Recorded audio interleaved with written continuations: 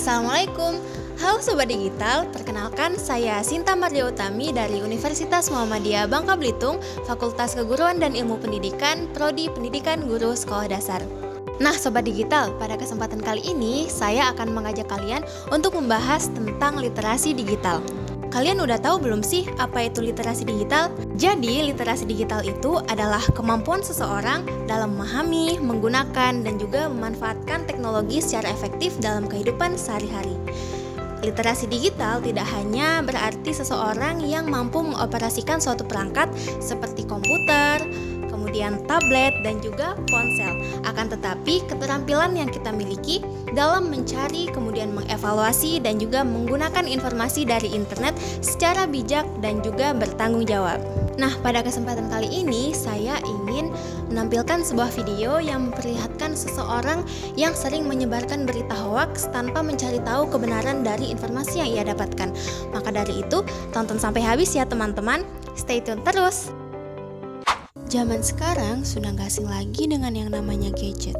Pokoknya online, dan online. Di dalam sini tuh banyak sekali yang bisa kita akses, seperti Facebook, Instagram, TikTok, YouTube, dan berita lainnya. Mulai dari berita yang bisa bikin ketawa, ada berita yang bikin sedih, ada juga berita yang buat aku marah-marah.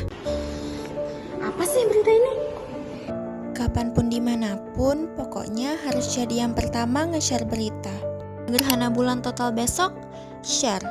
Hujan meteor Mei 2025, share. Berita ramalan kehancuran bumi, share. Share. Sering banget ada yang ngebantah berita yang ku-share itu nggak benar. Tapi, bodo amat.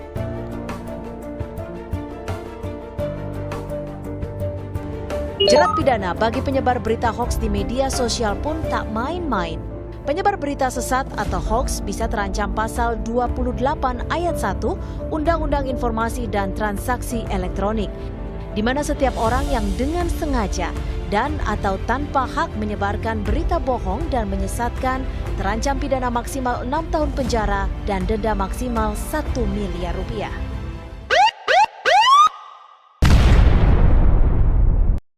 Nah Sobat Digital, berdasarkan video yang sudah kita lihat tadi, ternyata ada loh aturan yang membahas tentang penyebarluasan berita secara hoaks.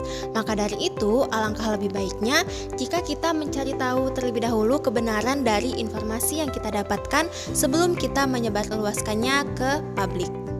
Dalam era digital yang semakin berkembang, kita sebagai Gen Z menjadi konsumen utama dalam media sosial.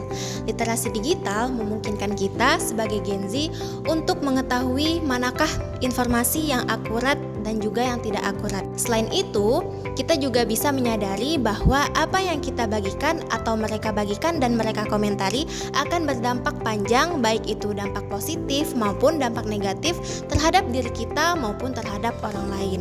Nah, maka dari itu, sebagai Sobat Digital, alangkah lebih baiknya jika kita bisa menggunakan teknologi ini dengan bijak dan juga bertanggung jawab. Saya Sinta Mardia Utami, pamit undur diri. Terima kasih kepada teman-teman yang sudah menonton.